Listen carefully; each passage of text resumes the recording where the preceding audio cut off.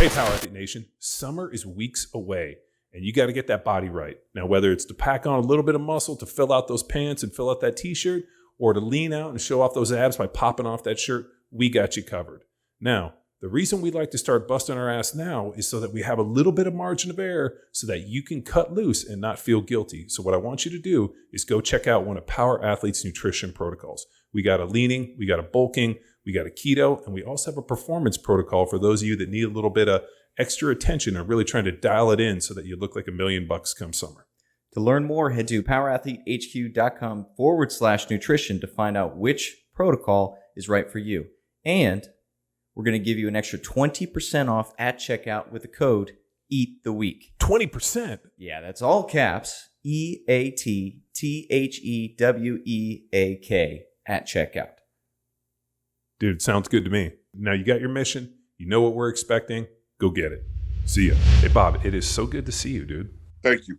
I feel like even though we talk pretty often, dude, it's good to be face-to-face. And, dude, it's been a while since we've been face-to-face, so it's great to see you. Yes, absolutely. And I mean, COVID, changes a lot of stuff. It put a lot of damper in a lot of, travel schedules and all that good stuff. And then, unfortunately, same thing with the war. So we're kind of, stuck. For me, since I've been retired from professional, combat entertainment for a bit, getting out of the United States and working that retirement plan is what I was working on. And finally, I've enhanced it and got it real good, fine-tuned it, and living a life in East Asia.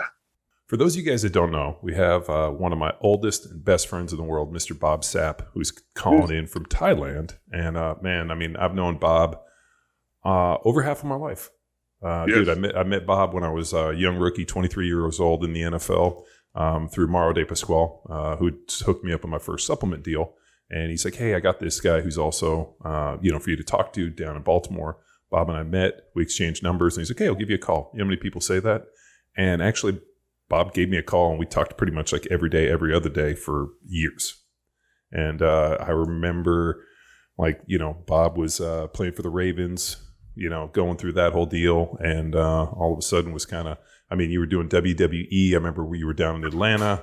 WCW, yep. Yeah, WCW. They were trying to bring him on, and that was lean days, because they didn't pay jack shit.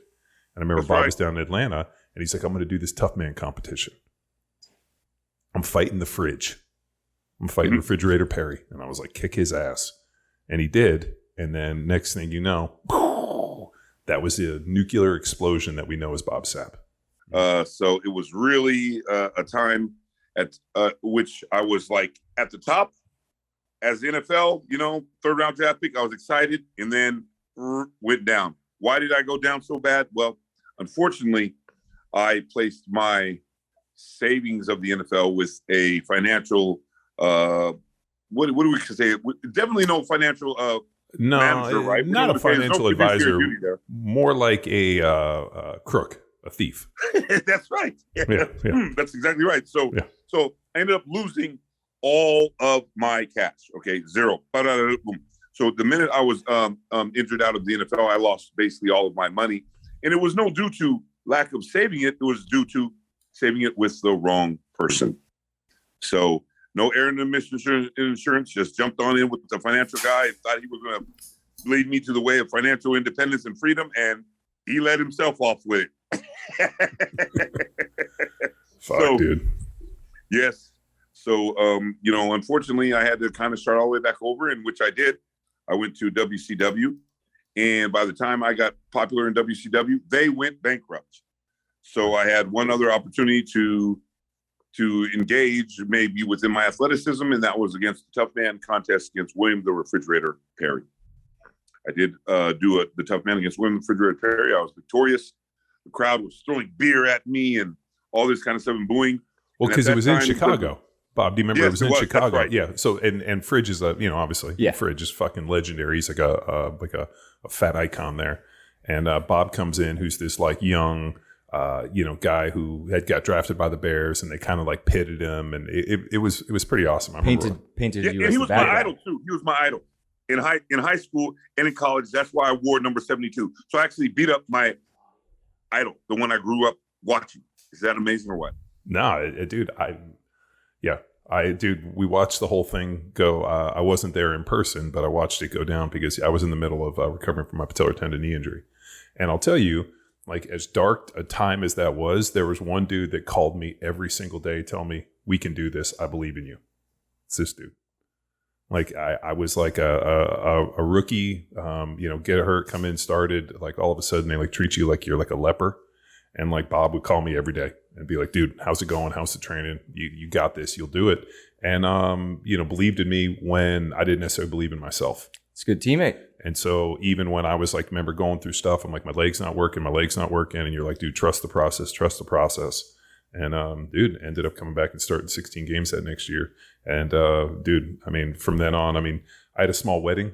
And the only people that were there were my brothers, obviously my wife and her family, but my mom and dad, Bob, Rick from Starling Gear, and Tony Gonzalez. So, three most important people in my life in that regard. So, all right. So side note. So Bob goes in, beats up his childhood idol, refrigerator Perry, and then fucking nuclear weapon drops. Yes, I ended up going off to Japan, and in Japan I fought in a competition known as Pride. This competition was first round 10 minutes, second round 5 minutes, third round 5 minutes. It was mixed martial arts, but it's considered the most brutal because, hey, we just show up and fight. So we don't do anything else, all that other kind of stuff that they do in America with the different type of rules and regulations and things like that, weight categories and age categories and experience categories. No, if you're supposed to fight, you're a fighter. You jump on there and show it what you're getting ready to do. So to make maybe sense of what happened is now you have like a Jake Paul or a Logan Paul. They are like the combat entertainers here in America. Well, I was doing the same thing in Japan, except I was fighting all the top guys in their competition. And of course, I did have a little bit of an advantage considering how, I do have some athleticism when I went in. And being 6'4" at that time, almost 400 pounds, I think I was 380 or 390, 375. So I was all different types of weights there.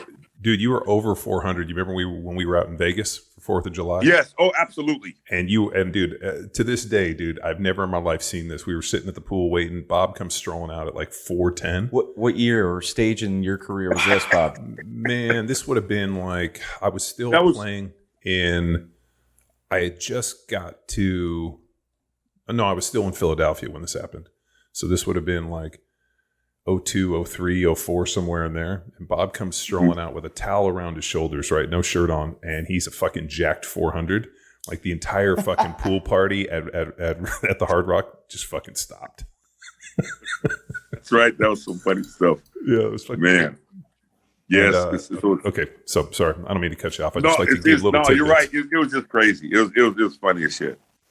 So Bob straps on. And what's wild about Pride is like, you fight, fucking put him in. So yeah. Bob was fighting the fights with was it Ernesto Hughes? K1. Yeah. Nogueira was Pride. No Pride is Nogueira. MMA. Okay. K1 is kickboxing.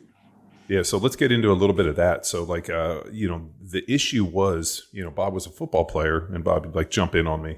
He was a football player. He beats up the fridge. All of a sudden the Japanese see him, bring him over there.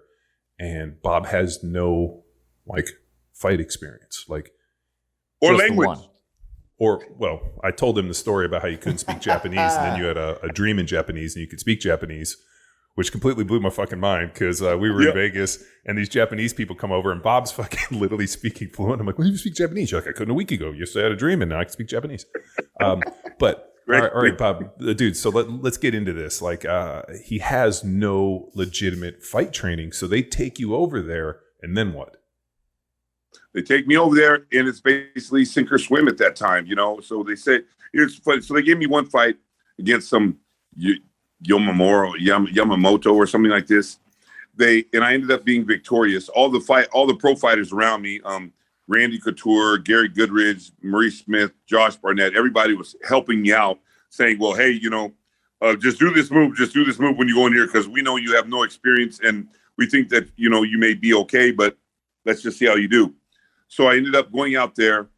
I was victorious. But what was interesting is for the television ratings, they ended up getting the television ratings were I think 30 million people watched it, and then they played it again at night, and they had an additional 45, 50 million people. No, I'm sorry. They had 10 million people watch the first time, then they had 30 million people watch it at night. So they knew at that time that they kind of had a star. And from there, at that current time, I was packed for 5 days. They said, Bob, we don't think you're going back home. Let's go ahead and put them in there. And I packed for 5 days in Japan. I stayed for 5 years. So you have no idea how crazy that is. I literally bought a kitten. And when I came back home to visit my kitten was a cat. And what's crazy is he didn't buy any extra clothes. Pounds. He was still wearing the same clothes that he brought for 5 days. For 5 That's years. right. No, I'm kidding with you on that one. Just close enough, because I'd get them from the sumo, or I would have to get them custom. So I keep all my clothes that I would do off of the commercials and things like that. So what ended up happening, and let's fast forward to what ended up happening that 8 months. In 8 months, I took K1 from 300,000 to 300 million. I made the cover of Time Magazine and the Wall Street Journal. I currently have the most popular viewed fight in the world at 54 million.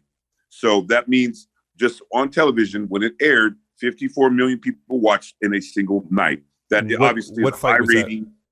That was against Akebono. So to do some type of context, 2010 American Idol finale, 25 million. Bob Sapp, 54 million. So that'll let you know exactly kind of what we're talking about. So this was the Yokozuna, right? Akebono, yes. Like the top sumo guy, and they put him in. And how much did he weigh? He weighed about 550. And you were weighing 385, 400. Yeah, I'm at that time. I think I was maybe 350-ish, somewhere in that range. Yeah, somewhere in there. You can see a photo of us fighting. Yeah. Did they ask you to sumo, or did y'all have gloves on? Like, what was the mission there? Kickbox. Yeah, so I ended Bob up knocking him out completely unconscious, and it's what real famous unconscious type deal. He went up with his butt in the air. They call it the whale and all this kind of stuff. So got kind of famous. So Bob did MMA. He did boxing. He did kickboxing, and he did professional wrestling. So they did because they were, once you were over there in the star, they were just booking you for anything that they could, right? Yes, that's right. So I literally would have, I would work probably about 18 hours a day, because it's a typical Japanese Asian style, which is a tremendous amount of work ethic. Compared to nothing. Oh my gosh. I mean, amazing. So I'd get up at 6. I would even if I would have a fight, after the fight, I'd have a TV show. After TV show, I'd have to train for the fight. Then I have to get ready for pro wrestling. And then I'd go to sleep. And it was just so crazy. So a lot of people, they kind of misunderstand, because they have no boots on the ground in Japan.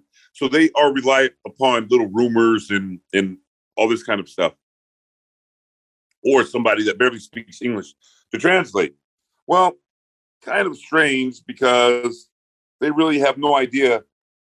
I was a professional fighter, but I also handled a full on scale of television shows at that time, as far as commercials, television shows, endorsements, you name it, I've done it.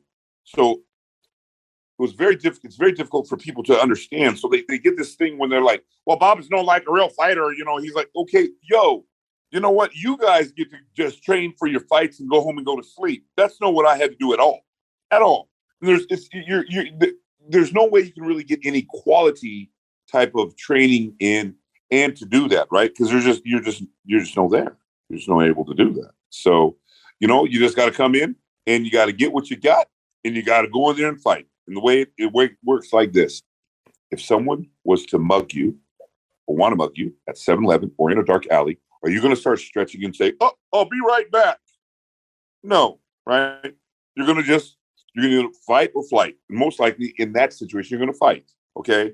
And so that's the way I had to look at it. Just get down and dirty and just go. Later on in my career, as I started winning and being victorious, I kind of hit a really strange phenomenon. That phenomenon was nobody wanted to fight me. So my record then was like 10-2, 10-1 or something, and nobody wanted to fight. Well, that sounds great for egotistical reasons and YouTube and all that good stuff. But how are you going to pay the bills? You're unable to make the club in the tub, right? So if nobody's in there in the ring with you, you ain't making any cash, period. So about this time, K1 was going downhill. And obviously, so was my income stream. K1 would then go bankrupt. Pride would get purchased by UFC. And that would leave me into a life of international celebrityism jobs. So all the countries would come begging me to go. But, there's a lot of misconception about what you see and what you get when you go to these other countries. So the majority of people see some nice graphics on the television screen, on their YouTube, or on their monitors, and they think, "Oh, this is just like UFC in Disneyland. Everything's there. Everything's there. They've got all the medical facilities. They've got all the proper licenses. They've got everybody there and everything. It's just like America, just only different." That's kind of how Americans, Westerners, kind of approach when they look at things overseas. Well, you're absolutely wrong. You've got to think about this. I'm sitting in Japan or perhaps in the United States. I will get an email or a call from a complete, total stranger. He will be speaking a language that maybe I know, maybe I have no idea. Why? I've traveled so far about 150 plus countries. Okay. So I've got no idea sometimes about the language that they speak. Sometimes it's spoken English, whatever. And I've got to go into that country and get ready to go. Okay. I've got to get ready to go in that country. I've got to go down there with that stranger, get my cash, and fight. Now, if you get hurt, what hospital are you going to? Exactly. What bill are you going to pay? What medicine are you going to take? Do you trust that doctor? Do you know? How do you get a second opinion? I mean, all these common sense things that everybody, including there's like some commentator who was interviewing me at the time in Western in America, and he's like, and his name is Ariel Arwani, and he's like, I'm as much as a fighter as you are, and they've got no idea. Unfortunately, John, and you can contest to this, they have no group or any type of camaraderie to engage with them for after fighting or after combat entertainment. They have none of it. There's no support system. There's no realistic financial system. Obviously, this guy is completely financial illiterate. So let's have an understanding of something. I am an independent contractor or fighter at that time. You just go around, fight in these organizations. Sometimes they open up in a warehouse with great graphics, with tickets for sale. Sometimes they do tickets for sale. Sometimes they don't do tickets for sale. Sometimes they just say, Bob Sapp's showing up. Everybody get in the ring and do a fight if you want to. But since Bob Sapp's here, we're going to do it. And then the next day, I'd have to do it again in another country. So if I got hurt, I'd have to delay my process. I would have to delay the next fight, which they usually were advertising as I was doing the same fight. So like when I was in Hungary and Austria, they were advertising the fights. I had to fight Friday and Saturday. So I could not afford to get an injury on Friday so that I could still fight on Saturday, right? So a lot of people have no understanding of exactly how that works. So I have a system to where it's very simple. It was developed. I developed it, and it was called I'm not going to take any injuries when I'm out here getting blasted and beat up. And it was kind of like the promoters would say, okay, I'd say, hey, listen, if I have to train for the fight, then because this is my business, just like if you were to buy a Mercedes, with $5 in your how let's be realistic. If you had like $5,000, you're not going to get the C plus Mercedes or whatever, right? So what makes these guys think that they're going to get the top notch Bob, risk your brain and risk your injury for, $40,000? That's just not going to happen. So I had established that communication with them.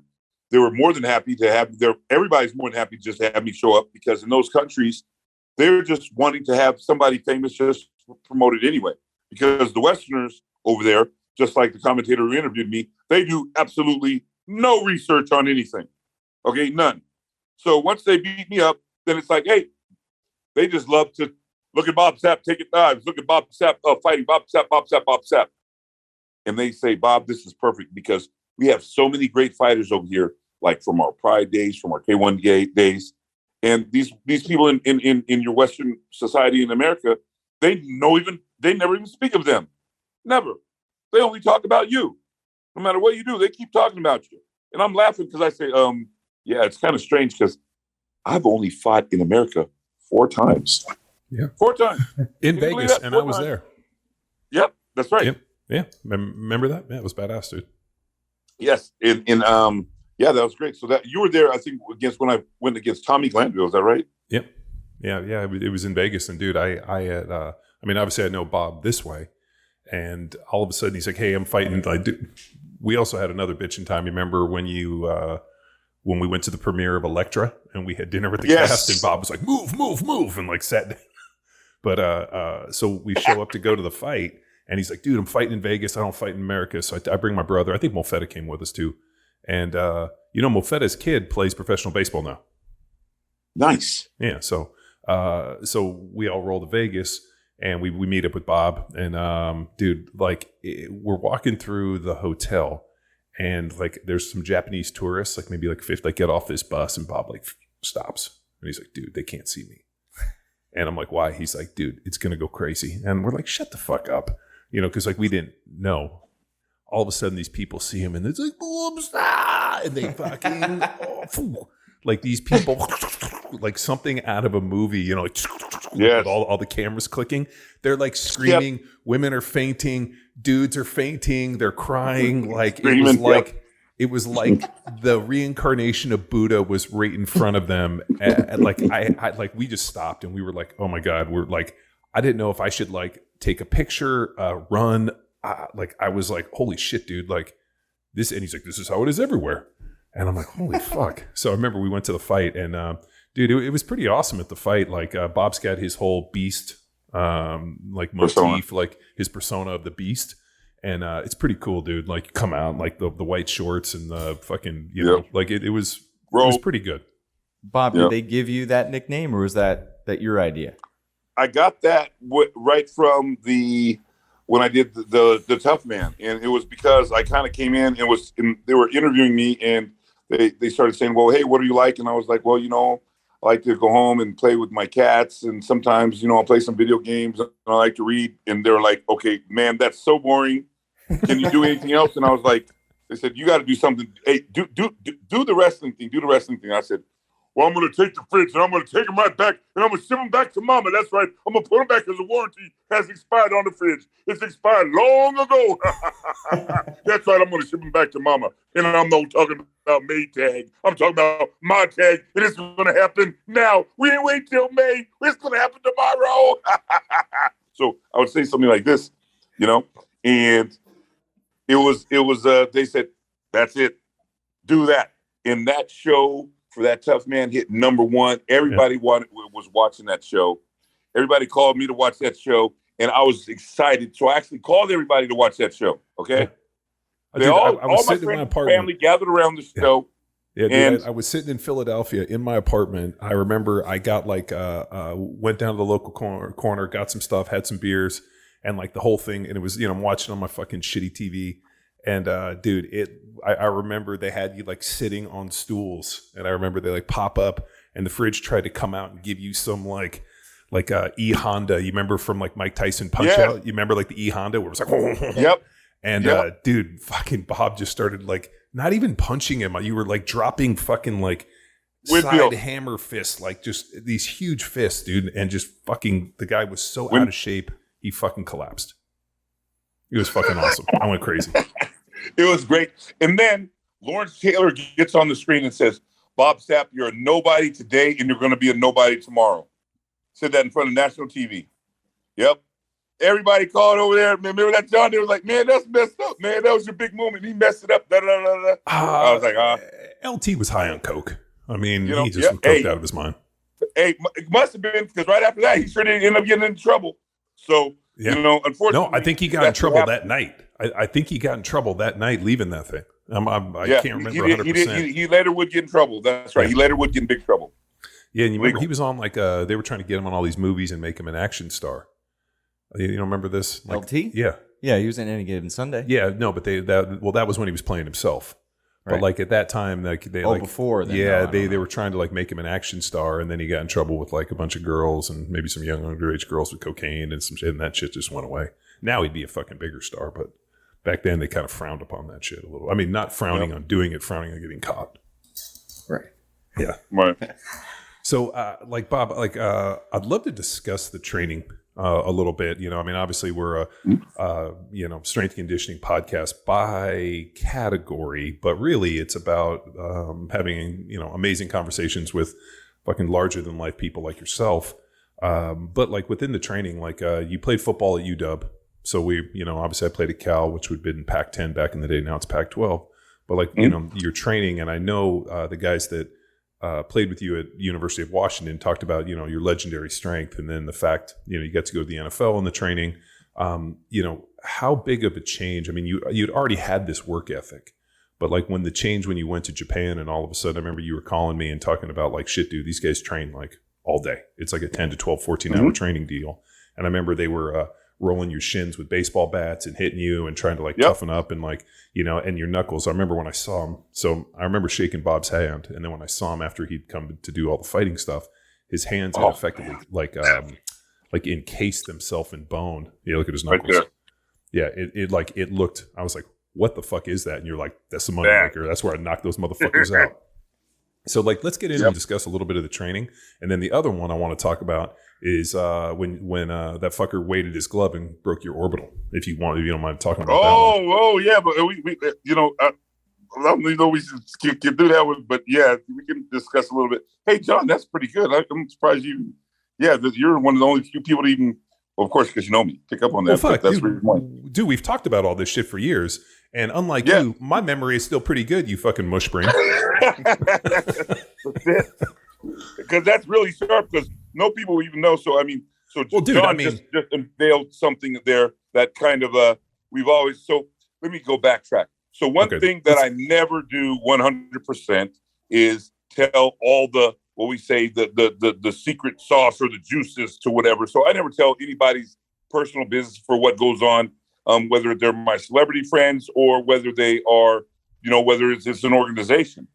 So now that organization is now defunct and all of that stuff. So I mean, there are some things like what John says to where he's kind of more aware and in tune that, okay, put it like this. The celebrities and athletes are usually more in tune to the truth than the rumors, and we just let the rumors go. So John was just speaking of one of these rumors that he was kind of aware of that he liked to kind of bring up, and I'm fine with talking about it. So it's basically where I was fighting Mirko Cro Cop. Mirko Cro Cop was a K1 fighter.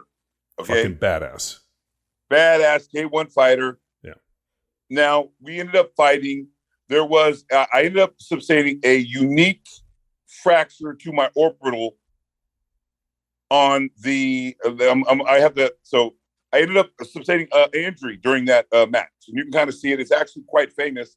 They put it all in the manga with me laying down, holding my eye, and all this kind of stuff. And some people have written there and said, "Bob is crying. Look at this big crybaby in the ring." First of all, I was no crying, but I assure you, I was inside dealt with my eyesight. Right? I mean, what? Yeah, I'm gonna almost cry if I lose my eyeball. Yes. Yeah. Well, I mean, if you shatter your orbital, but I was which is this bone, if you shatter your orbital, your fucking eye doesn't have a socket to sit in. Yeah. Blew it out. Bloom. Blew it out. Very unusual. So John is speaking of why is it that Mirko was no longer with K1 after that? That's what he's saying. So he's probably the only one to pick up after that. He was with K1. How come all of a sudden he came to Pride after that? Well, all I will say is that there were some funny things that happened on the inspection of the gloves. So some of these gloves, some gloves, I was no there. So I'm just going to say that it was discovered that some of these gloves were tampered with. Now that can happen, and they were placed with like a plaster of Paris paste or something like that. Okay, so happens. I'll just tell you, I watched the fight. Just in Bob's defense, I watched the fight. Dude comes out and throws a punch that Bob has had thrown at him a million times. And that dude he's not 400 pounds. I mean, Crow Cop's a fucking big, strong dude, and he throws some bombs. Hits Bob with a pretty fucking routine punch, right? Bob even kind of fucking blocked it and fucking hits his orbital and fucking shatters his orbital. And the minute I saw it, I was like, fucking that weight's gloved. Or he's got something in there. There's fucking no way that dude shatters your orbital on that punch. And then he disappeared. But that's an athlete. You're a pro athlete understanding. You got to understand the people who look at that are entertainers. They've got no understanding of that. Bob, nor do they look at like, oh, why did he go to what? So they don't even look at common sense. That's normal. Well, I mean, the problem is so as big a star as Bob is, for every person who fucking throws their panties on stage when Bob's in there, there's two people that fucking hate Bob.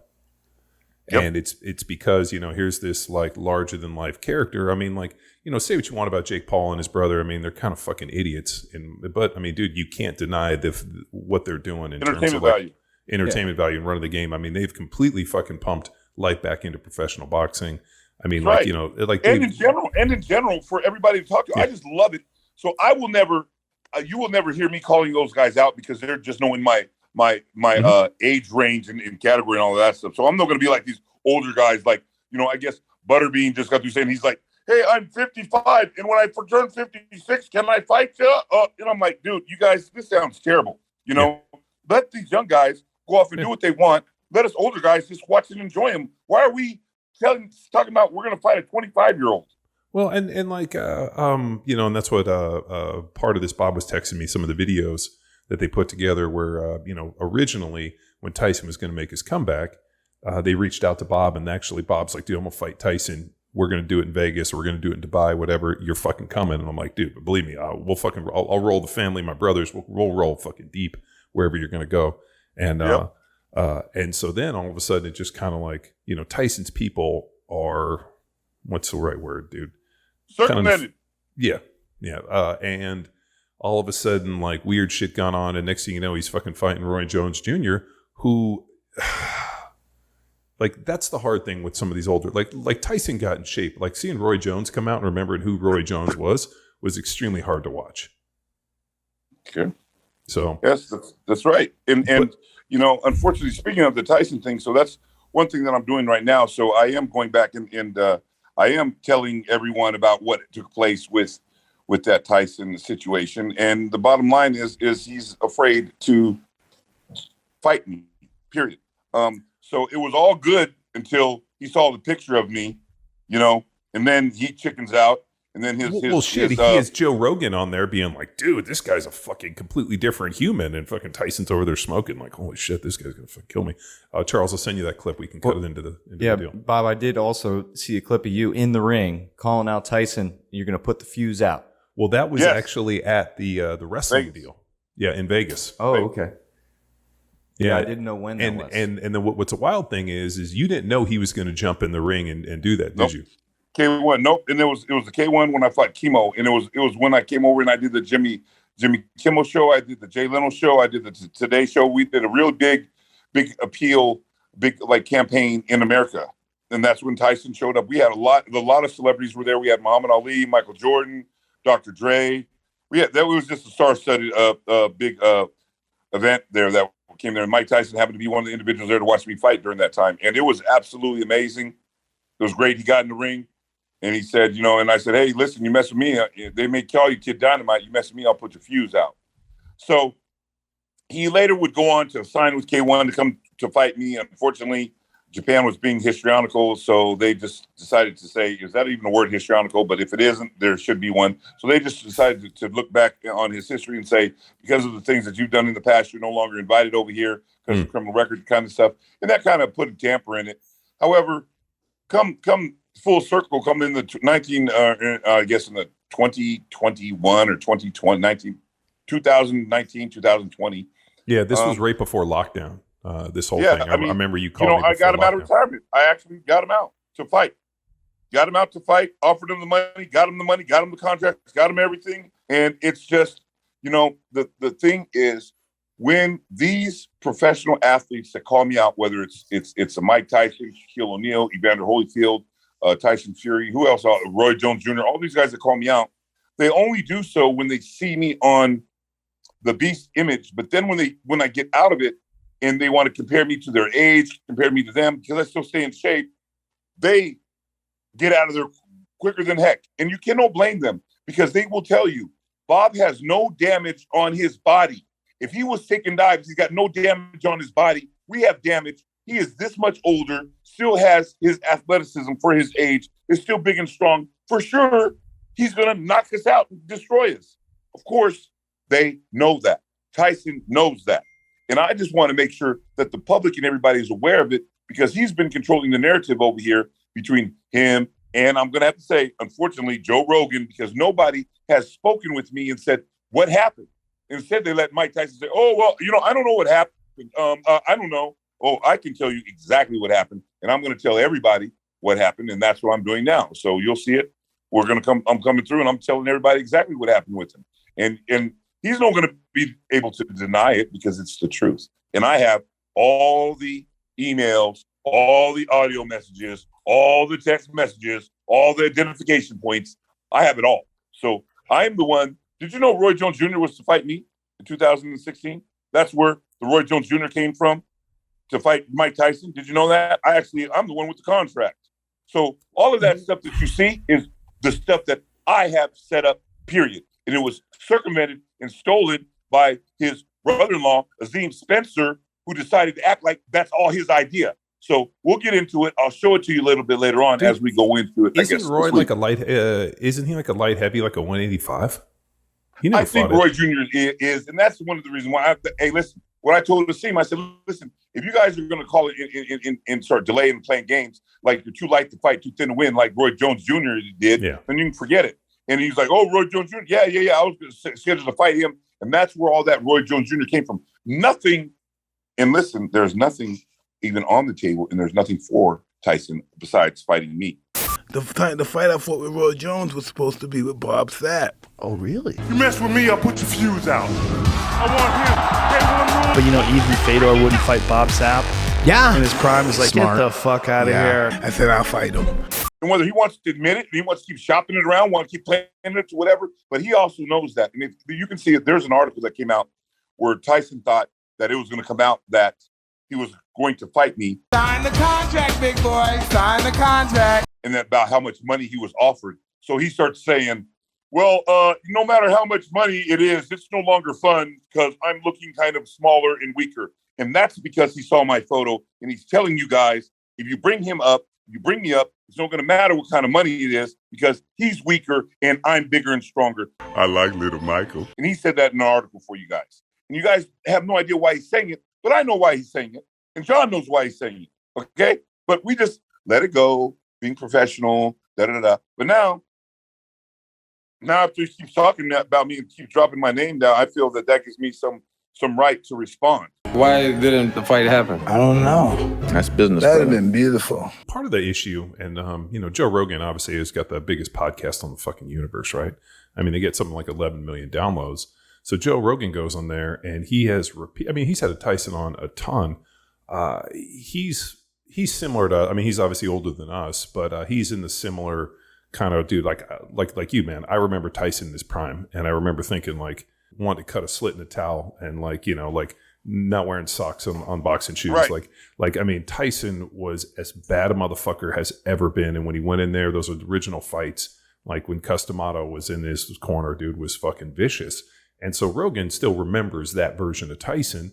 And he has him on, and he's, he is, part of not to say that Joe does it, but I don't know him, but just seeing, having watched those podcasts, there's a lot of hero worship in there, and there should be. Fucking Tyson, probably one of the baddest heavyweights to ever walk the planet. So the issue comes down to, he goes on there and he talks about, and people believe what Joe Rogan has to say, and rightly so. So, he puts him out there, and it was interesting, the clips that you sent me, because he's also said, dude, Bob Sapp's one of the baddest fucking dudes on the planet. And here's the deal. Right. You fucking proved it. There's all these people like this. How many fights did you ended up doing in terms of total career? Well over 100. I don't even count anymore. Well over 100 plus commercials, well over 100 plus pro wrestling matches, well over 100 plus TV shows, well over 100 plus fights, kickboxing and MMA.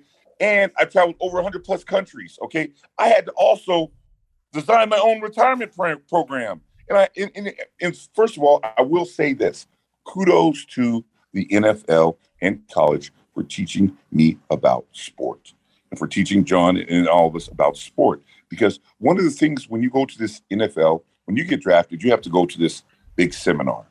The and rookie this seminar, symposium.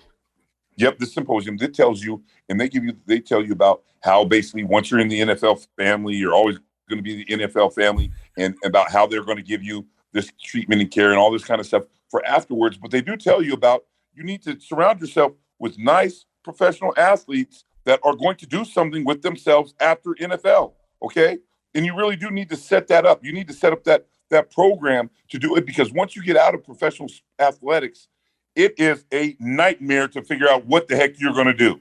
So you need somebody that you're going to grasp onto, and that's what John was for me, and I feel that I was that for him, and as well as some of these other guys. But let me tell you something. Today, for combat entertainment, when you talk about Bellator or UFC or any of these things, there's none of that. Okay, so they're just walking out there, they have no financial literacy. Most fighters and athletes are financially illiterate and technologically ignorant. Bob, the word I like to use is unsophisticated. So a lot of these guys are just unsophisticated in terms of business, Yes. Finance, branding. I mean, they're just very unsophisticated. And the UFC and these groups do a great job of like basically going in and like siphoning off all of that stuff and then like using it. And those guys are just really unsophisticated in how to create and grow their own brands. I mean, Conor McGregor's done an incredible job. Building his own brand. I mean, started a booze company. But that's limits you. He's the one. I mean, he's the one. Nobody else has been able to market. All this cussing, talking about somebody else's his wife, people's wives and girlfriends, and talking about what race and religion, all that kind of stuff. See, none of that's allowed in sport. So you don't even get a chance to even think about doing that. Okay. Well, so he's trying to take the Mayweather, Muhammad Ali. Well, Muhammad Ali was so eloquent in his shit talking. It's still the best. If you go back and listen to his stuff, it was fucking great. So he's taken this kind of Money May kind of approach to it, wearing fur coats and talking all this shit. And, the Tyson, I'm going to eat his children. I want to like rip his heart out, like trying to go on to that stuff. And, I think the problem is that with McGregor, you have a very finite window to cash in on that. And he did. The problem is, I don't think he's won a fight in a couple of years. And, last one I saw, he got his fucking leg shattered. So, I mean, like, does he have the moxie? Like, you can't keep talking shit like that unless you go in and you fucking win. But I don't think, at this point, financially he's doing fantastic. Health-wise, he's doing fantastic. I don't think that, maybe you guys are kind of looking more at it more than he is. You know what I mean? I don't think he's really good. I'm just gonna leave it at that. So so Bob, dude, I want to take it a step back because I know we've talked about it, but it's super fascinating to me. Like when you got out there and there were other professional fighters there. Like, how did you like? What was the training like? Like, how fucking brutal was it? And more importantly, like, how did they get you up to speed so fast? Well, I tell you, one thing that I did is they just basically put a big punching bag in the gym, and I had to hit that for like four hours. And then they brought in other professional fighters that would come in there and just beat the shit out of me. I mean, let's put it bluntly. So they just started beating me up until I basically started fighting back, and I did so in a big way, and that ended up letting them say that I was ready to go. And then after that, I had to be ready to go for Japanese school, and then I had to be ready to go for doing commercials, and I had to be ready to go for pro wrestling, and I had to be ready to go in this prefecture, and then this TV show, I'm telling you, it was nonstop. So that's how they got me. Did they prep you? And I was just going to that ring, and it was literally a lot of on the job learning. Okay, a lot of on the spot learning. Did they prep you in any way? I mean, obviously they sent you in and put you in like a fight academy and had you know that.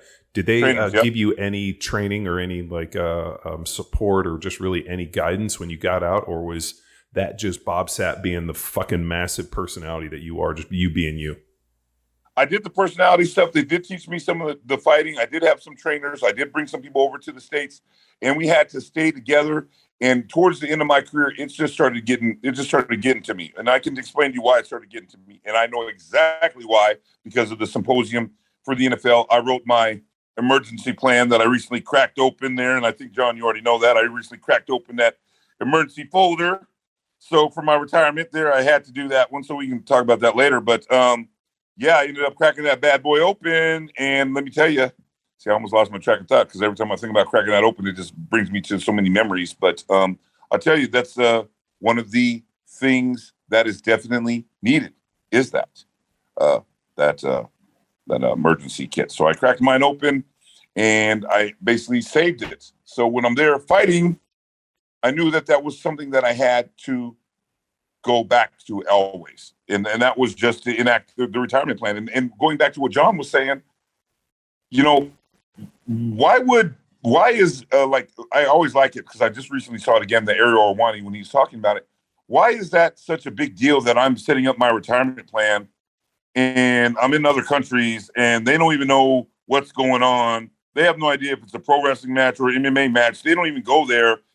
And they want me to, so they wanted me to set up my retirement program, set up my income stream, and travel around the world. So let's take a look at that and fast forward. If I was basically a lemming like everybody else over there that just listens, that follows that poor words of wisdom, or in that time, I guess no words of wisdom, it's actually advice. It's actually adding something that's terrible, advice. So Ariel said, he wants you to travel around the world to see the world like I was doing. Well, guess what? Since COVID hit in the war, you got your wish. Nobody's traveling like that ever again. Okay, so I ended up traveling to 150 countries, and I did so cheaply and efficiently and free of charge. So I got all of that done.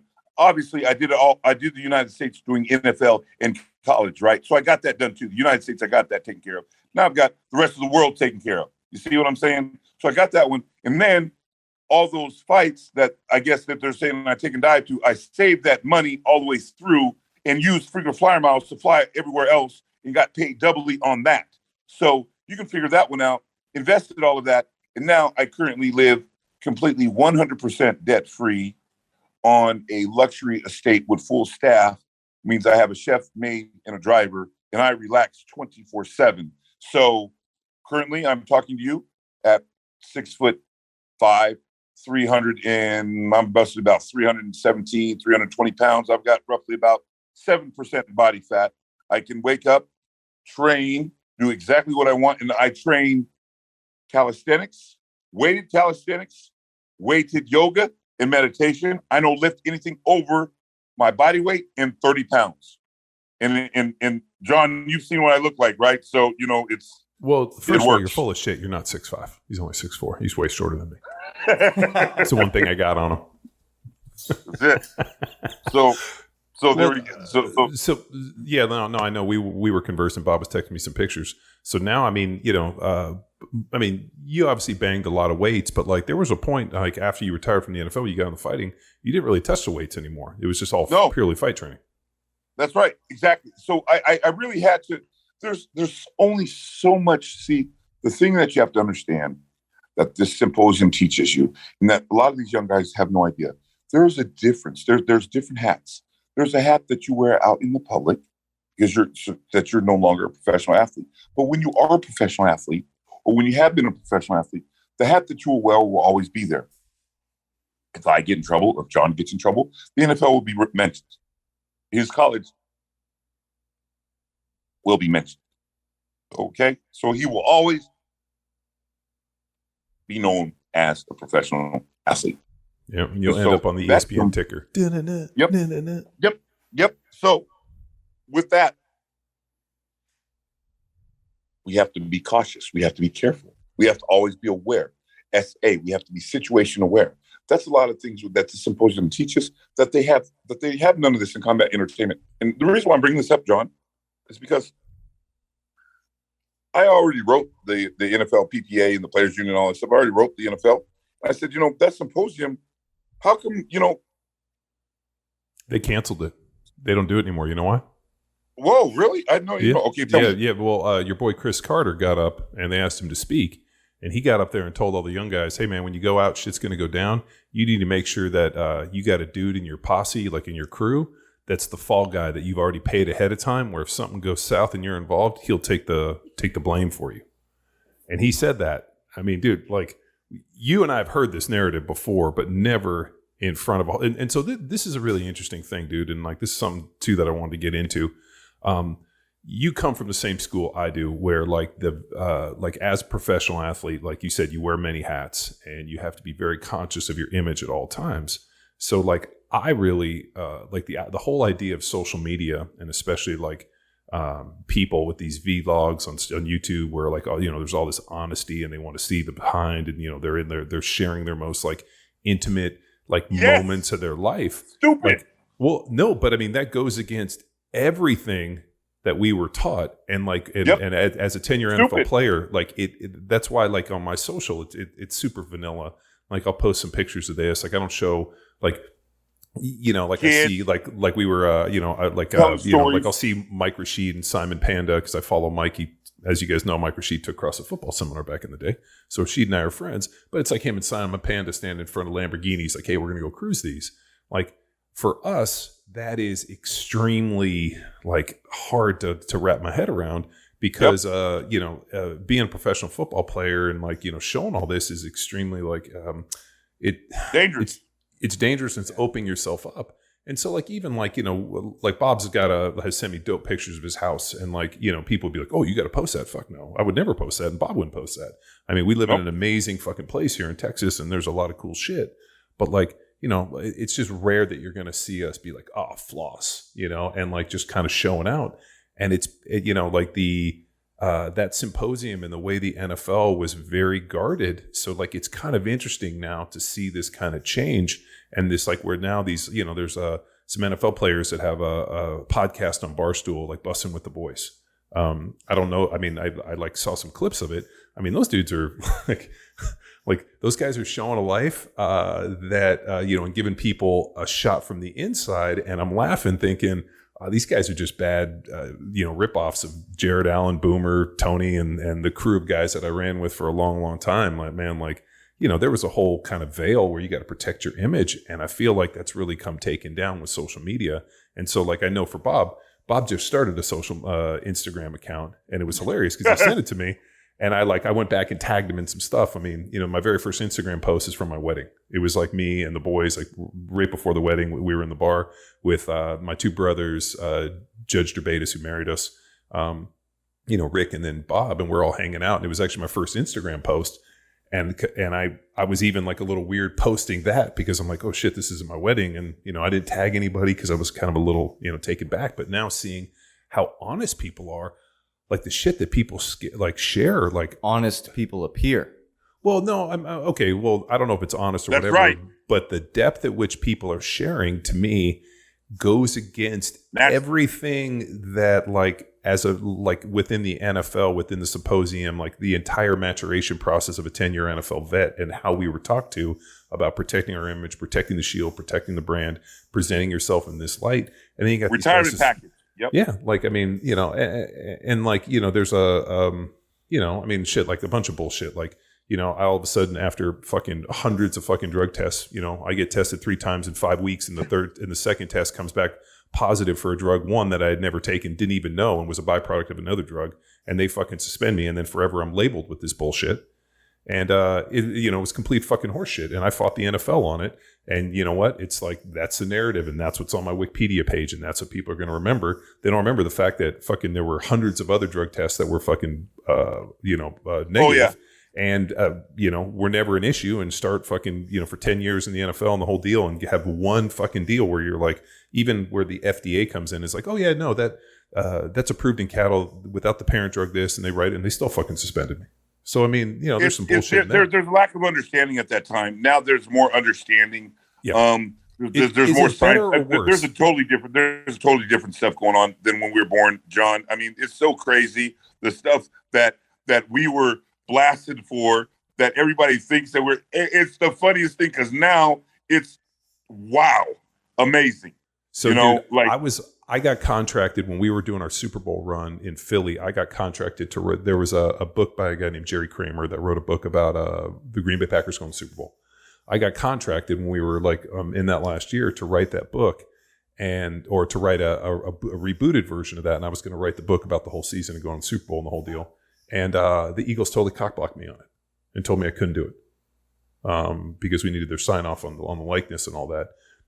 We don't want that form of inside information. We don't want a player to write that. And it was, I mean, shit, dude. Like now it's like I got to fucking, I got cameras following me. So it's a really interesting change. Whereas I think the NFL was so guarded with their image, and now they've realized like, fuck, we can't stop this, so we have to embrace it. I remember Larry Johnson, wasn't getting the ball, right? Because we were fucking throwing the ball. They were stacking the box. He goes in at halftime and tweets. And all of a sudden somebody from the front office came down and fucking yanked him out. And I'm like, what the fuck? We're about to run out. And this fucking guy yanks Larry Johnson. And they were like, dude, he tweeted something. I'm like, a what? What's a tweet? And it was the first time I heard of Twitter was this bullshit. And I'm like, so what? Wait a minute. We're getting ready to go out. This guy's on his fucking phone tweeting to a bunch of people. Like that shit blew my fucking mind. And I was like, the NFL will never be the same. And it's just a completely different mindset. Whereas I see this stuff, and to quote my kids who use this word 100 times a day, cringe. They were like, the whole thing is so cringy to me where I'm like, fuck. But you know what? Like people want access, and these guys are looking at it as they're building their brands and this, and what am I going to do after football? Those guys on Bussin' with the Boys, all of a sudden, like they're not NFL players now. They still got a big podcast. They probably are already making money. So it's like, fuck it. But, they're basically doing what Jared Allen did much better for years in private.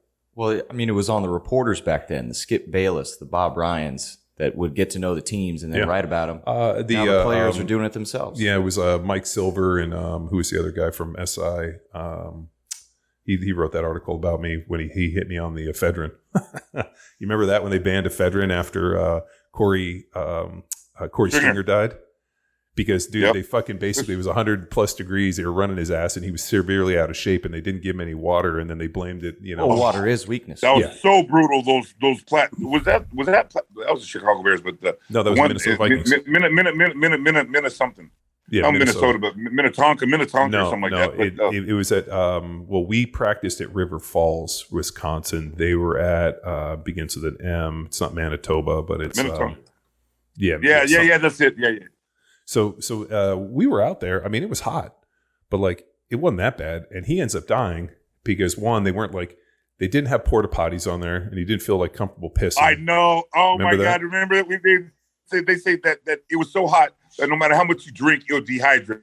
Yeah. I was like, I'm pretty sure that's not how the body works. And but they had fans. What kind of code science was that? They would sell tickets to the practices, right? And so, but they didn't have porta potties out there. So it wasn't, if you're going to take a piss, you're going to have fucking thousands of people watching you with your dick out because they're all around. Yep. And then you got to get some trainer to cover you with a towel or just whip your dick out and piss or piss your pants, which I think is even fucking more gross, even though a lot of dudes did it. See the fucking piss coming down their leg because there was nowhere to piss. So they had no bathroom facilities available. It was 100 plus degrees. He was already severely out of shape and fucking, fucked his conditioning test up. And it was hot. I mean, and the water, they weren't giving him enough water, and the dude ends up dying, which is tragic as shit. But then they were like, oh, it's not the NFL and their shitty policies. It's the fucking ephedrine, and we got to ban that. And I was like, this is fucking bullshit. Yeah. And that's, unfortunately, that's, obviously with sport, everything's going to be correct. But I can tell you that the sport itself is much, it's much more advanced than where these fight organizations are today. Yeah. Well, I mean, so Bob, you were a star of you were in Electra. I mean, you were in movies. Longest Yard. The Longest Yard, which is still fucking one of the funniest. I mean, you were a star of the silver screen. You were fucking weren't you Asian Man Time Magazine of the Man of the Year 3 times? Yes. The best-selling dildo in the history of the world is basically called the Beast. Yep. There you go. We enjoy it. And Bob's face is on this thing, and Asian women buy these things by the truckload. Bob sent me a picture. He's like, dude, they're making a dildo. And it's called the Beast. And it's fucking sold 100 million of it. It's fucking, Yeah, it was ridiculous. It sold some big-ass numbers. Bob, I even heard about some back hair tea. Yep.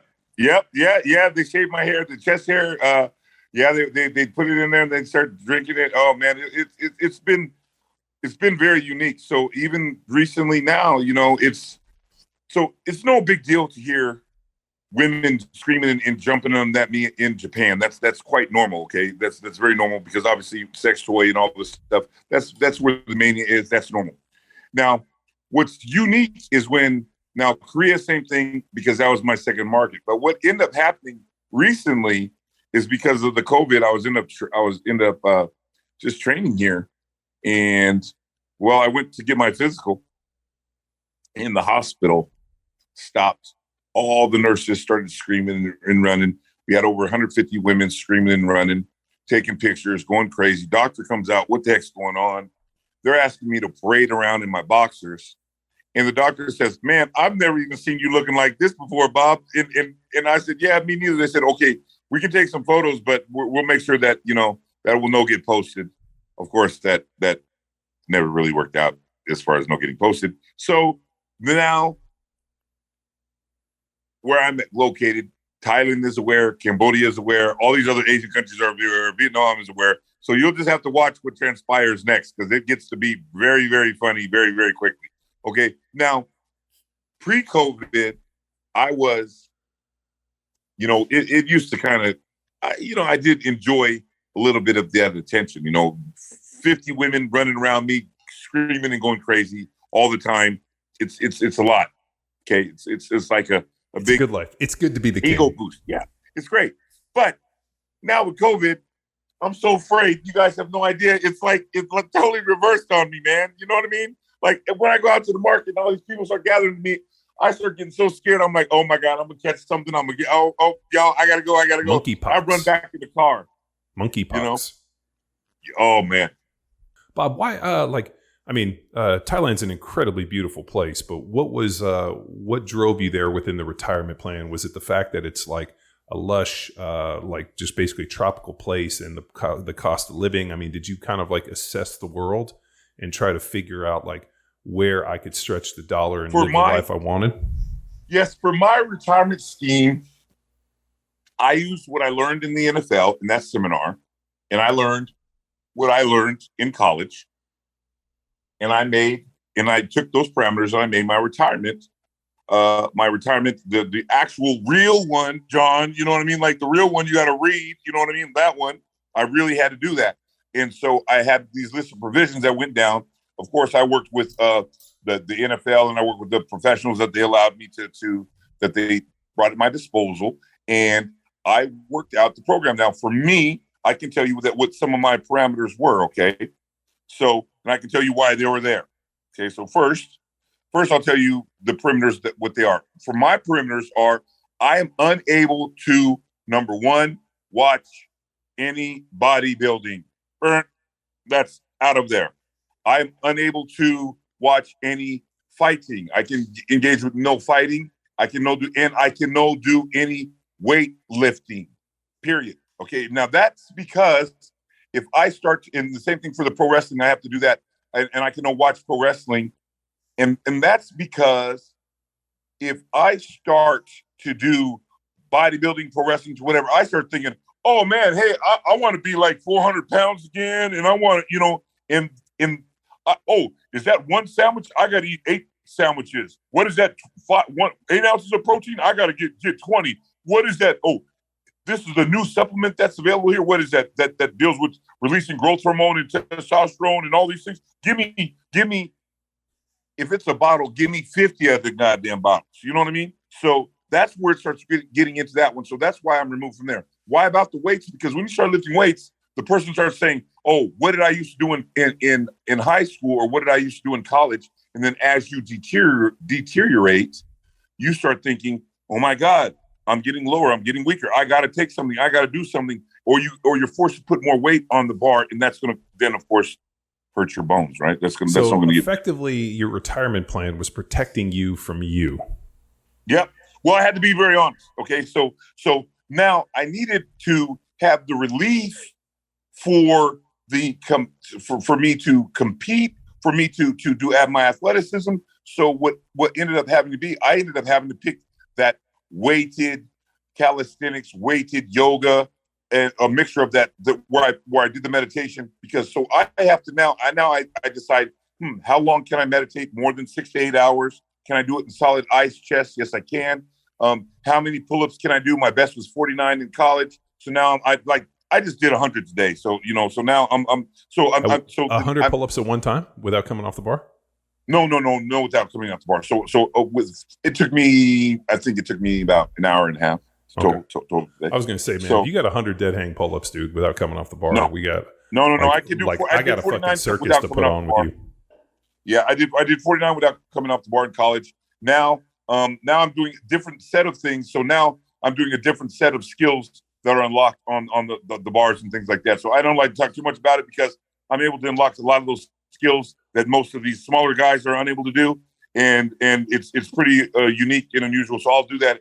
I'll come forth at that time, when it's perfected, when it's perfected enough anyway. So well, Bob, so I had to do that stuff. Well, what about the meditation deal? I know we've talked extensively about this, and it's pretty wild when people oh yeah, meditation's easy, right? But the ability to sit there and clear your mind and legitimately think of nothing is next to impossible. That's I really dug into the Buddhist meditation deal with the beats, and what they'll do is they'll sit there and they'll meditate, and the minute a thought comes into their mind, they'll click a bead and and then remember to clear, and then they get to the point where you've delved deep into this meditation, and if you go back, I always think there's I don't know if you ever saw it, but they had this this Buddha that was in this monastery, and they actually took it and they x-rayed it, and they found that there was actually a real person inside of it. Yeah. And he was literally in the lotus. And what would happen, whether or not you believe it or not, but I do, and I know Bob has probably seen this. These guys will enter this state where they pretty much they're stuck in this meditation. So there's some really interesting stuff where they talk about cool. Reaching nirvana. So I know Bob's dug into this, so I don't want to let the cat out of the bag. I'll let him talk about it. Yes. So I have a freezer that I have in my butterfly room in my anti-stress lab that I get in, and I go in there. So your ice cold water is roughly 58 degrees. So I get in there, now I'm at the 40 degrees range. So I get in that and I will meditate. So I'll actually do my deep breathing in that, and I stay in that, and I'll stay in that one for about a good 30 minutes. And then I'll get out and I'll jump into my pool for about 5 minutes. And then I'll get out and do it again. Then I'll stay in there for 35 minutes. Then I'll get out. Then I'll stay in there for 40 minutes. And then when I'm in there, I will get a towel and I'll put it across my back, and I'll see if I can generate enough heat for that towel to heat itself off of. I'm getting extremely close. I'm doing fantastic with my breathing in my period of being able to hold. And John is right. So I'm actually doing so well that, I will go public soon with how well I'm doing, but on some of those exercises that I've applied those principles to it, and I've done some pretty amazing things. Okay, really amazing, to the point to where I like to see somebody that was 170 pounds do it. Okay, because you don't get people over 300 pounds do it. You don't get people 250 doing it. You very rarely get a lot of people doing that are 170. So I've come across nobody on the internet so far. I've come across two Russians. One's 265 and the other one's 350. But they've done a couple of these moves. But for the most part, no, they still cannot touch where I'm at all. And even if they could touch it, that just makes three of us. So it's okay. What was your first meditation experience? Did they try to expose it to you in college athletics, or did you wander into it at some point in your fighting career? Wandered onto it to my wrestling and fighting career, because I had to learn how to,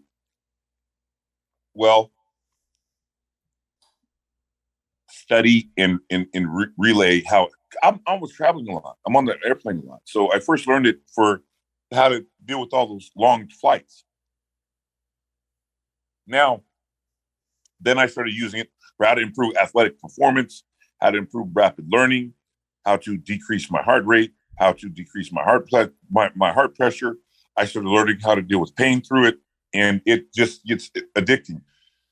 One of the things that I really must stress is that I am single, I have no children, and I'm fully retired. So I can dedicate every ounce of my life to studying meditation, every ounce of my life to studying anything that I want to study, any ounce of my life doing any of these whether it's weighted calisthenics, meditation, weighted yoga. I can do all of those things. So it's not going to take me but 24 hours to unlock any move on anything. Okay, because I can do it 1,000 times and then go to sleep, wake up, and do it 1,000 times again until I get it right. There is no excuse for me to no do anything because I am completely retired and I enjoy that. Okay, so I have full staff, chef, maid, and driver. So my day looks like this: wake up and do what I want. And sometimes I go back to sleep. Sometimes I get up again. I have no bedtime. I don't have anything. I just relax and enjoy my day. Now that's what I wanted to do. When you come back and say, "Why did you pick Thailand?" That's why I picked Thailand. So on my retirement list, after I went down to all those things upon which I had to do, then at that very end, it was Sabai, alone am I, which means I'm okay. I'm off to Thailand. So that's, and I had studied that throughout all of those countries that I went to. Thailand was enough. Why Thailand? Thailand loves and understands fighters.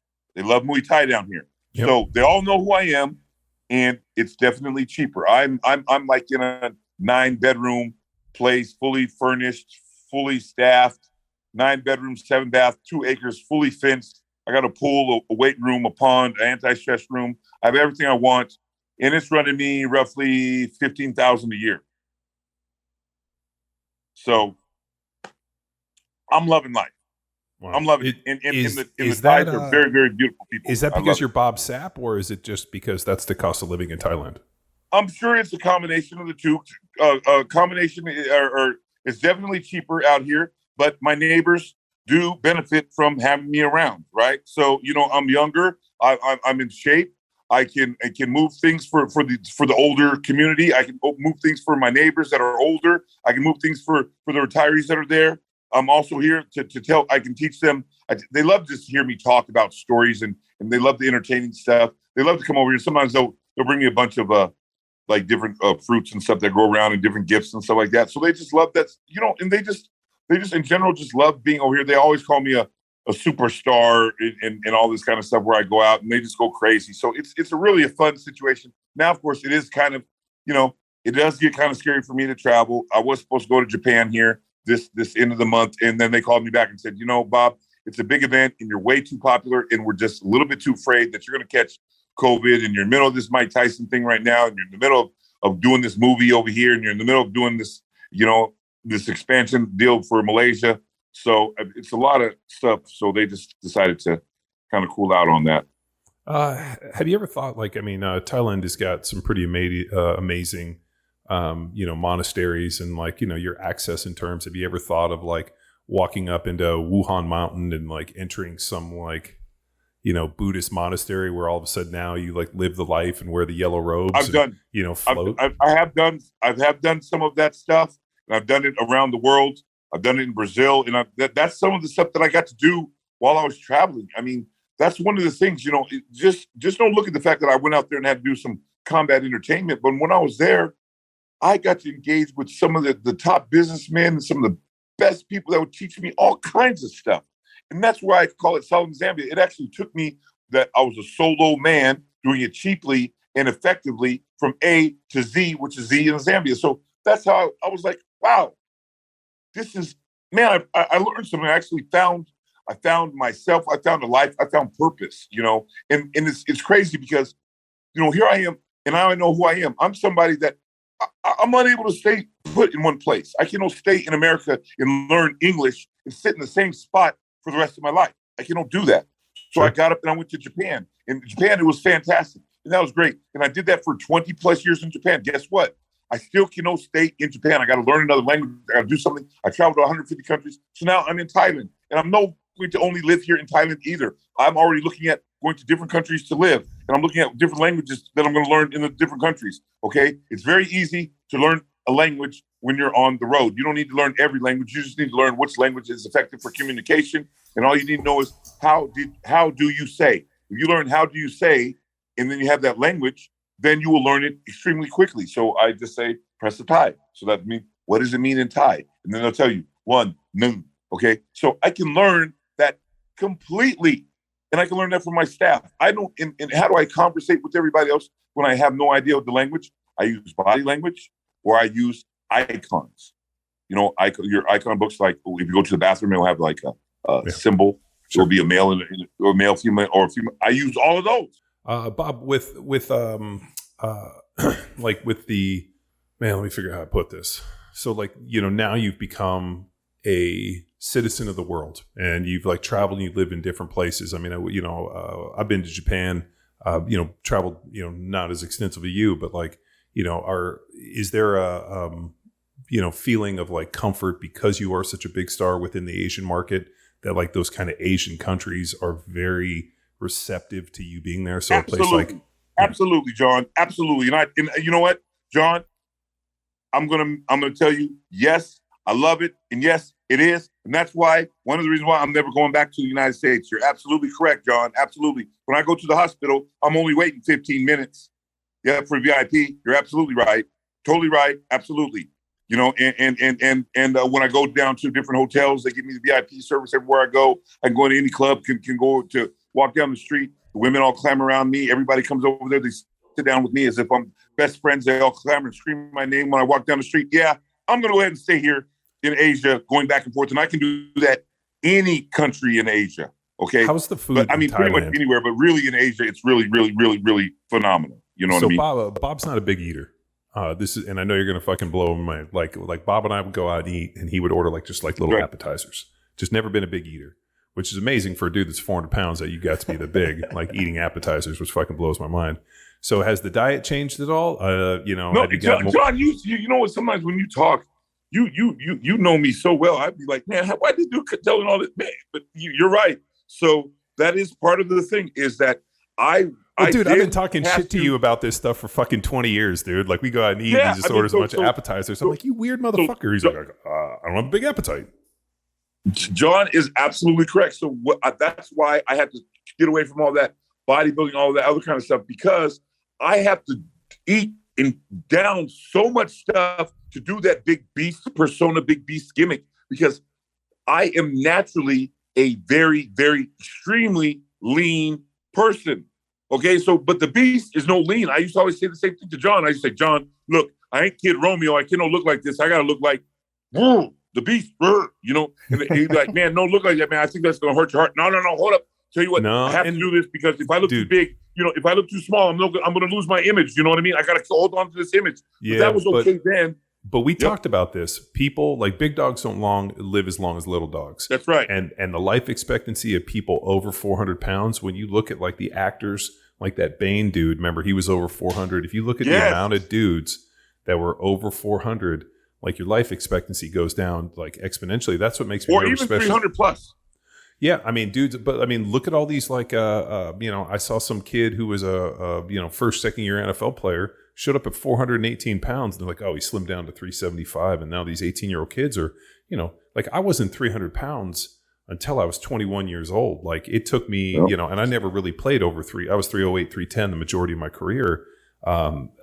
Because, especially, Bob and I constantly talking, being like fat's oxidative. It'll wear your joints down. If you can, it's better to be a leaner, faster, more athletic, more flexible individual than just a fucking fat tub of shit. And, this is, basically Bob and I's conversations, because I was still kind of in that mindset a little bit. Like early on when I first came in the NFL, they wanted me to weigh 325, 330 pounds. I'm 6'5" white dude. And like I tried to get up, I got up to 326 and it was just way too big. And Bob's like, dude, you're basically going to get your ass cut. Remember that? You were like, dude, you need to slim the fuck down. And I did. And, that idea of being, carrying more muscle, being stronger, being more flexible, more powerful, maybe giving away some size, had advantages, especially within health, because today we don't have the same fucking health issues that most of these guys got. That's right. That's right. Absolutely. And you know what? And that's, again, that goes to sticking with someone that is like your partner in it and say, okay, we're gonna be brothers and ride on through with life, and you have a common similarities and all of these things. So for John and myself, it was okay. Let's do the health thing and take you do the family stuff. Bob, you make sure you stay out of trouble. Don't get busted over there doing crazy stuff, which I've never done. So Bob's like, you're getting married and having kids? What the fuck? I'm like, it's part of the deal. Okay, I'll show up to support you. I ain't doing it. That's right. So but it ended up being, so now our common niche is health, family, welfare, all of those things in financial independence. And we actually talk about real issues. So it ain't, hey, did you see the girl over there? Did check out the game? That's what happened with me towards the end of my career. And let me tell you something. These fighters are absolutely ridiculous because they've got the problem that the football players had to have when they was too extreme. And I'll tell you what, you think my list is extreme. I can tell you these football players are going to have to go, or these fighters have to go through the same thing. Because this is what the fighters do, okay? They fight men their whole life, right? Beat them up, boom, boom, boom, boom, boom, right? They train against men, so they've got spandex on, no shirts on, and they're rubbing, bumping, and grinding on them all the time, right? In the ring, doing all their mixed martial arts and all that stuff, right? So you're doing that. Then they're getting out and they're showering with men, and then they're watching the fighting on television, and then they're spending very little time with females or their spouses or whatever others. Okay, that time frame for how much you're spending with men doing violent stuff and crazy stuff, and how much you're spending with your spouse in education and financial freedom, that is so lopsided with these combat entertainers.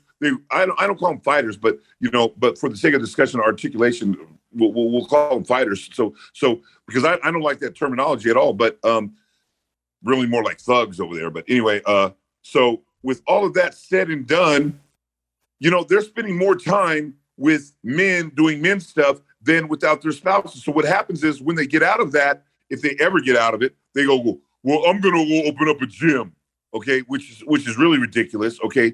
Or then they if they're older and they used to have a name, then they're busy calling out Jake Paul and Logan Paul and all that other silly stuff because they've had no planning for their retirement plans, okay? They've spent no time with their spouse because they've been too busy playing with the boys all the time. And now these fighters, the professional fighters, call me and they say, Bob, how did you do it? And I tell them, you know what? You guys need to unplug. You're spending too much time around guys all the time, and that's why you're getting unplugged. Unless you really like guys in an intimate way, like in a loving type of situation, like homosexual type of situation, then would that only work? They're spending so much time with the guys, with the boys, with this. You know what's even crazy? Some fighters even go so far as they go, it's before the fight, I'm not going to even have sex. So now they've given their testicles to the promoter. You know what I mean? It's like they literally they literally are no messing around with any girls, right? So they're not doing that. Wasn't that Muhammad Ali and like some of those like that's like an old fight myth where like celibacy before the fight. Like I think that was but some of these guys believe it. Okay, athletes believe anything. You tell them rat poop gets too big, they're going to be injecting it and snorting it. So it's just you just got to go through and just say, you know what, guys, it's you're about doing balance, the right dude. thing. I think what you're getting at is balance. People need balance, and what happens is when you get too far out of balance, where you're too much male energy, maybe not enough female. Like I really think God, or whatever being you believe that's created this wonderful, wonderful place, is constantly searching for balance. I mean, look at me. I ended up with a wife, and I got two twin girls, and I got Cash, my son. So like that's like the balance piece, and where you're around men all the time, and they always wonder why. All these professional athletes that are around dudes end up having a bunch of girls. And my only explanation is balance. Like the universe is searching for balance. And so, God gives you what you don't necessarily have. And if you're around dudes all the time in this, then you know what? God gives you balance. But the other question I always wanted, and you and I have never discussed this, why were you too big a star for the UFC? Did Dana White and the UFC ever reach out to you, or did they just stay the fuck away from you because you were too... 265. You can only be 265 pounds in America. I was 265 pounds at 17 years old. No UFC ever was going to happen for me. So for everybody out there that's like, well, Bob could go to the UFC. No, I can not go to the UFC. Okay. Well, yeah, I mean, we never talked about it.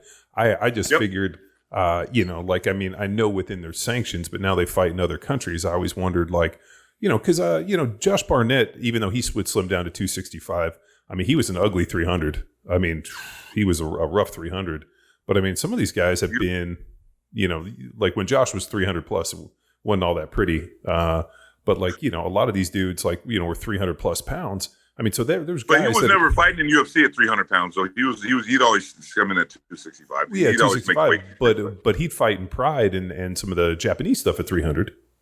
He was pretty heavy. I don't know what his weight was there, but because I was primarily when he was there at Pride, I was at K1, so we would speak occasionally, but we were kind of separate. Because listen, any guy, that's almost like a blur for me. That whole time I was working so much, I never even got to see half of the stuff that you guys got to engage in, get to see. You know, I don't even have some of the wonderful collectible items. I don't even have that stuff. Okay, everybody has the stuff, and some of the fans started sending me some of that stuff. And it's just, you know, dude, it is what it is, brother. That's just what it is overseas. If you guys want to go back and watch, because they're on YouTube, the Ernesto Hughes fights with Bob were absolutely fucking incredible. When you power slammed that dude and dropped him on his fucking neck, Nogueira, yep. Yeah, oh yeah, that was Nogueira. That's right. Nogueira never fought again after you fucked his neck up. But dude, those Ernesto Hughes fights were absolutely fucking incredible. Yes, I mean, yes. Dude. He never fought again in Pride, but I think he fought in UFC later on. Well, I mean, but the fact that people are like, oh, Bob can't fight, dude. Go back and watch that shit. Like Bob legitimately was fucking kicking ass, and that was when you were like the floodgates were open and people wanted to see you as a fighter. And I felt like later on, towards the end of your career, people were more interested in making money off of your losses than they were seeing you fucking be the best. Absolutely, you know what? And it's fine. It's fine. I got no damage up in this mug, and I got no physical damage. I know they paid you more to lose than they did to win. So, I mean, you got paid more to lose than to win. So, I mean, at the end of the day, who cares? Hey, all I can tell you is that the contract that I signed with the promoter, as well as with myself, because I happen to be some of the promoters at some of those events, which nobody even thought of, okay, which was ridiculous. So now, it's kind of, it'll be coming out. There's some documentaries that are going on about me right now. So a lot of this stuff you'll start seeing, and they're finding out that a lot of the stuff over there is so ridiculously wrong. But I'm laughing because I'm going, well, what do you expect? I live in Japan. I live in overseas. You guys don't have anybody out here. It's so funny. My life is so funny. Literally, I can show you articles that they're writing about me in America saying Bob Sapp is no longer popular. He's diminishing his popularity in Japan. And in Japan, my commercials are on every taxi, and they're writing, Bob's commercials are so popular in Japan that we think we should stop them because we don't know if it's racism.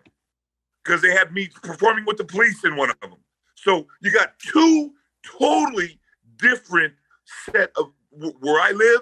They're talking about how much money I'm making and the fact that I'm on commercials and is it racism. In America, they're going, Bob's not popular anymore and it's diminishing his career. And meanwhile, I'm laughing going, they look at my Instagram, they go, Bob, is this you on your Instagram? Yeah. No, that's no recent pictures. No, that's just Bob Sapp. That's the Instagram for Plus Weed in Japan and Big Boss. Yes, I do make money off of that. Yes, I do enjoy that. Yes, I am an endorsed product or whatever. And, I still have endorsement deals. I just got last year. Let's go backtrack. For Ryzen in Japan, I'm undefeated. When I make six figures, I'm undefeated. That's a fact. You can look at the Ryzen contract. You can look at the Ryzen record. It's undefeated. Now, if you look at all these little fights that everyone's like, oh, but he lost. Well, see if the organization is still around. Man, those organizations were in on Saturday and gone by Sunday. And these guys are making like a big deal of it. I'm just totally cracking up. I'm like, man, they've got no idea what they're even talking about. They've got no idea. Yeah. But I mean, shit, Bob, you're always going to be, dude, I'll tell you this. When we were in Japan, there were 3 distinct occasions where I looked up, like we were on the, I remember we were on the train, the bullet train, and we stopped at the station, they have like ads, like there's fucking Bob. And then it's like, we were like, so on a taxi, and then there was a billboard. I mean, there were 3 random occasions when I was in Tokyo, Osaka, and then also when we were heading to Seiki, where I spotted Bob. Did y'all get a chance to connect out there? No, I think you were in Russia or somewhere. He was like the week that I was out there, or like the 2 weeks I was out there with Rick. Bob was in some foreign country, which sucked. I would have loved.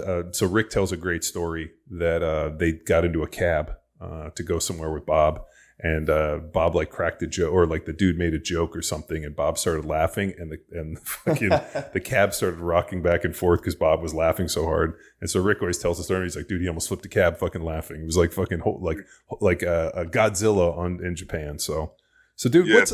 what's we are coming to visit you, so I've already locked that in. So we got to find a time when shit fucking chills out. But like,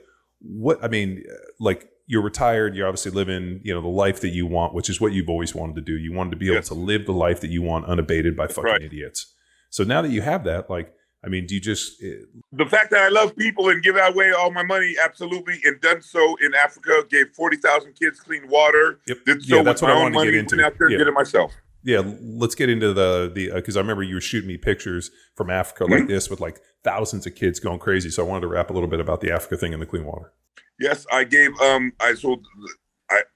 me, I always find it kind of strange when you get these multi-millionaires, whether they're entertainers, athletes, or businessmen, and they go, "I'd like to get some money so I can give to charity." Whoa, wait a minute, y'all already got money, and you don't want to give your own money out? That's the problem. So I don't do that. So I just took my own money, went to Africa myself, purchased the water filters, the Bob Sapp water filters, and gave them to children. Up to 40,000 of them now can drink clean water. Okay. I ended up doing that. And it was fantastic. The schools loved me. Everything was going fantastic. And just with some good things, there's always some bad. And it ends up that some of the water filters got a little bit too popular. And then they started wanting to sell them on the black market. And then the next thing you know, the hotel is using up all my, the car illegally. And then they kidnap my girl and I'm getting extorted. But, that's kind of happens when you go down around the world sometimes. This is how Bob drops these bombs. He's like, this is an everyday occurrence. Yeah. And then I get, then I was a ransom and this and there, I was on an island with a sheik that had a hawk and it was cool. Yes. And then we left, so it's always these pretty epic stories. But dude, that's always been a piece where, I know that was always important to you, the idea of giving back, but more importantly, doing it without, expecting something in return. And I know the frustration, like you said, you meet these rich people that, have made exorbitant amounts of money and yet, are fucking, wallets tighter than mosquito nuts, to quote Bob, which I got that one from him. But the alligator arms where they don't want to spend any money. And here's Bob who's been, dude, I remember when you went down to Atlanta, dude, and that dude fucking stole your cash. That was dude, those were dark days. And I remember talking to Bob and being like, dude, this shit's going to change, dude. You're going to pop. It's going to explode, dude. To fucking just keep hanging on. And he did. Dark. And it's pretty amazing to me personally, to see, this kind of deal where it's and to sit there and smile and be like, Bob's fucking big, one of the biggest stars in the world. And, there was a moment when he thought it was all lost. So, the idea of consistency, hard work, resilience, all the things we promote within Power Athlete and the podcast and, and within life, which are really unsexy in a lot of ways, move the dirt, be consistent. Bob's really the model of this of dude, when it's, it's always darkest right before the dawn, but you have to keep going. It would have been too easy to give up. And if you did, man, and you also, the one thing too, that I've taken from you is the mindset to take a chance. Whereas I feel like a lot of people are real oh, I don't want to do this. Bob's like, fuck it. You want me to fight Refrigerator Perry? I'll go fight him. You want to go to Japan? I'll fucking go to Japan. So there's never been a moment where Bob's been it might be too much work. He is legitimate, the movie Yes Man. Sounds good. Let's fucking go. And I'm going to show up and fucking give you 100% and work as hard as you need me to and kick ass. And I'm going to let the chips fall where they may. And now here we are in this shit. Over shit. I came in 23 years we've known each other. To see this has been, amazing to be your friend and to really just see this rise has been fucking awesome to view as a fan as well. I appreciate it. Thank you. You're absolutely right. And that's when I got in the ring against Ernesto. And I see these fighters today and they're like, oh, give me 2 months of training and then I'll be able to come get him. I'm like, dude, walk in there now and fight. What's the problem? Yep. What's going on? If you saw the guy right now at 7-Eleven, you're going to tell me you're going to run? You ain't going to run. Just go. So for me, when it was Ernesto Hooster or any of those guys, okay, I'm here. Let's go. I ain't getting any younger. Let's go. What we waiting on? A bunch of ego? Drop the ego, pick up the paycheck. You know what I'm saying? Daggone. So, a lot. So, hey, I just get it. I just go. I just will do it. That's the thing about when I'm doing this, for some of these these calisthenic type moves so I perform them on bars. I perform them on your pull-up bar. I perform them on just your regular bars that you see for gymnastics. And when people see me doing that, they're just absolutely amazed. And they're like, well, man, that's got to take so long. That's so hard to whatever. And I'm like, so? I'm thinking to myself, what is hard? I mean, man, it ain't like I'm a soldier getting shot at. You know what I mean? I ain't like a doctor having to go 20 years. You know what I'm saying? I don't get this hard stuff. It ain't like, I know enough language that I can tell you the parts of your vehicle. You see what I'm saying? So I'm going, what is hard? Why do you guys keep saying everything is hard? It says, when is that an excuse to no do it? Right? So when somebody tells me, it is an excuse. People like it's an excuse for people that haven't reached this. Oh, it's too hard. If only things were easier. And I think, the age old Bruce Lee, don't pray for an easy life, pray for the strength to live a difficult, hard one. And I know I butchered that quote, but there's some real validity in this. And dude, if you just keep going and persevering and working hard, and I hate this, fucking, me, it feels like all these other podcasts are like, oh, you have to know.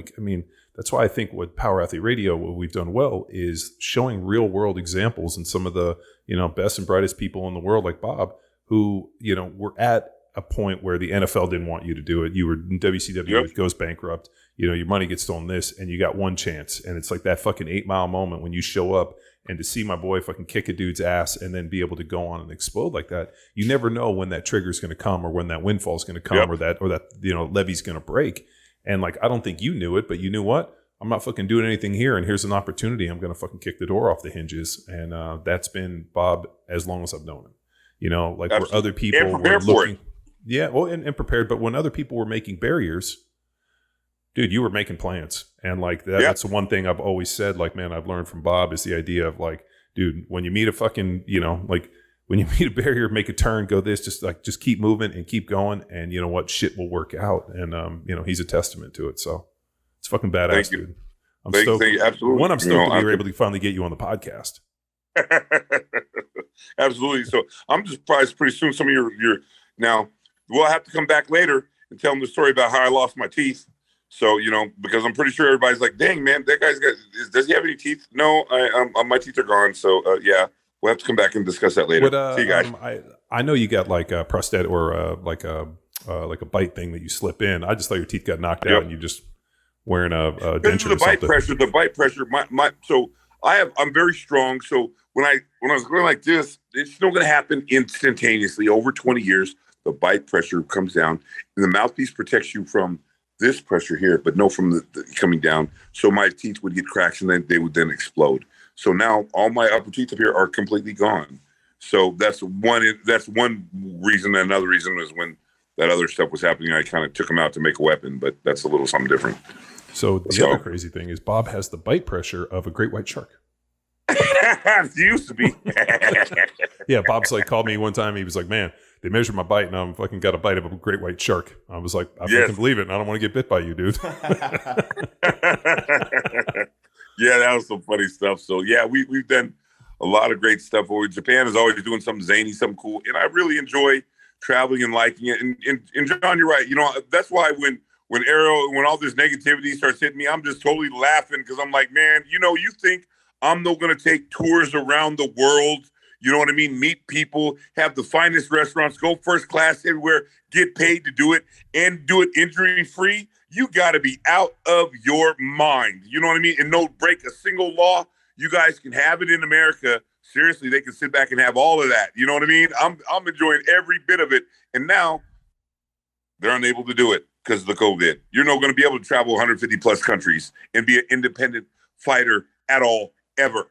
So, you're not going to be able to make 54 million people to watch you in a single time because now they have YouTube and they have YouTube. What else they got? YouTube, Netflix. I mean, think about how all the attention is diverted now, right? Yeah, no, it's just diluted. Is the COVID restrictions pretty stiff over in Thailand? They're toning down a little bit. So now a lot of tourists and stuff is coming back. Of course, the big news in Thailand is that now marijuana is legal over here. So that's big news here. Oh, wow.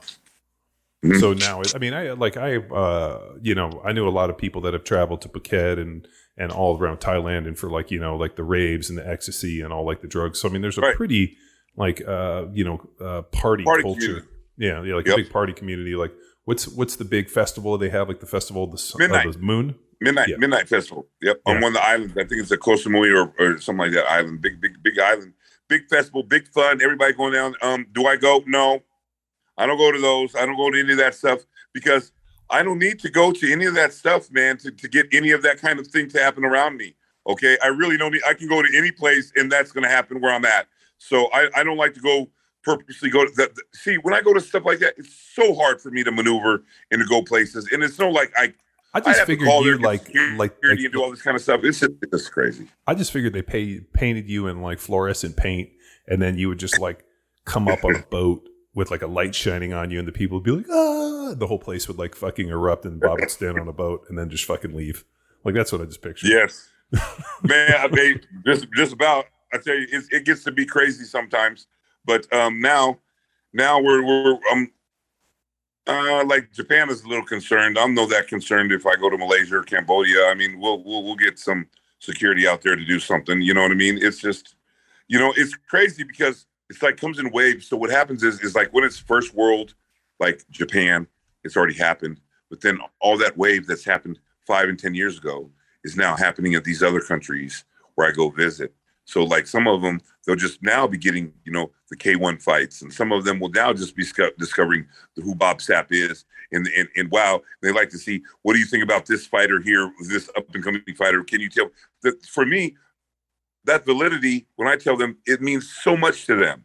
It means absolutely nothing for anybody else because I'm known as the guy that made that country popular. You understand what I'm saying? So like when I come in there, when I fought all those little rinky-dink events, they're so happy that I'm there and my name is linked to that event that everybody's watching me get beat up and losing. They're just so happy for that because that organization is gone and now they have something to show their kids that, hey, listen, I really did do this. Look, I brought Bob Sapp in and I got him beat up. You know how wonderful that is for them to be able to tell their kids that. Keep in mind, these guys are making maybe $3 an hour, $5 a day. I mean, come on, let them have some fun and enjoyment in their life too. You know what I mean? It don't need to be all, beating everybody up all the time. Anyway, so that was then, and which is good stuff. And I'm retired, so I don't need to concern about doing any of that stuff any longer unless Mike wants to do an exhibition or something. Yeah, I mean, you keep saying it, but is there any chance that something might be able to coax you out of retirement to make you put on the beast mantle again and come out and show a motherfucker who you are? Yes, absolutely. So any big time name like Tyson, Wilder, somebody that's older, okay, I'm not doing. I respect the Pauls. I think it's fantastic. I like to watch their craft and watch their trade. I'm no interested in going against any of them or doing anything like that at all because it's just silly. I'm too older. I'm too older to even entertain something like that. To me, it's like, John, you know what it's like? It's like if you got your kid's friends and all of a sudden, you're like, hey, what's your friend Sally's name? How's she doing? You know what I mean? It's like you have no interest in that whatsoever. You know what I mean? It's just the age gap is so far down. So I'm curious to like how these guys that are so older are calling these guys out. But notice something. They're calling the young guy out. They'll never call me out. Okay? They'll never call somebody out almost their own age that knows that can knock them the heck down. You know what I mean? They'll never do that. So they're only doing that stuff because now they want to do the Bob Sapp stuff. Oh, can I go get a money grab? Yeah, you should have did that 10 to 15 years ago. Okay? That's when you should have been thinking about your retirement. That's when you should have been thinking about it. No, now. No, on the backs of a young guy. Come on. He's already proven who he is. He's done his thing. He ain't even an organization. He made his own. Now you guys are coming to him. A lot like the Bob Sapp, right? Y'all keep talking to him, but I'm fully independent. You know what I mean? I fight for no organization, no nothing. I just travel around the world and get paid, and everybody's like, but he's taking dives. Show us the contract. Show us who the promoter is. They have no idea. Show us the organization that's still there. They have no idea. But what's sad is some of these other guys come in there, they get beat down, get hurt, and they're unable to, the promoter's gone the next day. They got a lifetime injury. for Shit, $2. You just saw that 24-year-old kid. I don't know if the clip went viral where he took a big shot and then they stopped the fight and he acted like he was fighting like an imaginary, deal. Yeah, They he took died. him in. He Yeah, died. he died. Yeah, 24 years old. He had some form of bleed in his brain. I mean, dude, basically that poor kid died. I mean, 24 years old, like. Chris, my buddy, just died over here in Japan like 2 years ago. He got knocked out in the ring and died. I've lost about 80 of my friends between pro wrestling and fights and all that other kind of stuff that have Suicide died. and with the NFL and suicide suicides, too. mafia, kills, all that stuff is sudden death. That's what we got to worry about, John. For us, sudden death, that's the big one for us athletes, the big guys dying quick to whatever. Because we're big and we've been on the whole time to whatever. But, we learned these things. You have to be able to cope with. That's one reason why you have to get a very good physical fitness program. Yeah. Okay. That's one of the reasons why I had to. That's how I ended up being who I am today with all of the new method of training that I'm doing. That's because I had to change. It's unsustainable. So I see all these. I can tell you, I can see these pro bodybuilders. I can see these pro athletes, these pro wrestlers. And all I can say is, look at Bob Sapp,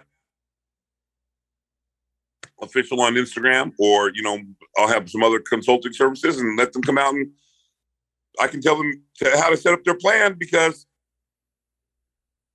that stuff they got, it's unsustainable and it's okay. They don't need to agree with me.